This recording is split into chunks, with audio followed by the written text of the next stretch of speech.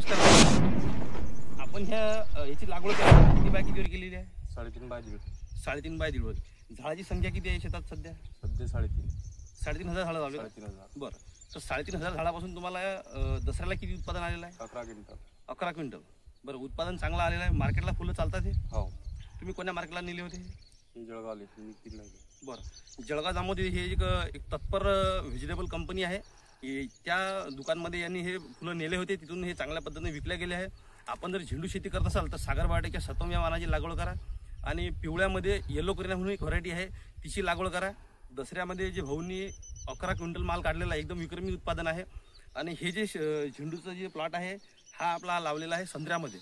तर आपण जर मिश्र पीक म्हणजे जसं संत्र्यामध्ये जर काही एखादं पीक घेत असाल तर झेंडूची लागवड करू शकता, नरेश टिंड्याची लागवड करू शकता, त्यानंतर सागर बायोटेकच्या श्रुती या वाणाची लागवड करू शकता आणि उत्पादन चांगलं घेऊ शकता. याच्यावरती बघू शकता कोणताही रोग वगैरे काहीच नाही आहे. फुलं एकदम उत्कृष्ट आहेत. मार्केटला चालणार आहे. युनिफॉर्म साईज आहे एकदम, त्याच्यामुळे वजनामध्ये पण भरपूर येणार आहे. फुलं एकदम दाबलं तरी एकदम सरळ होणार आहे. अशा पद्धतीचं सागर बायोटेकचं सर्व ही व्हरायटी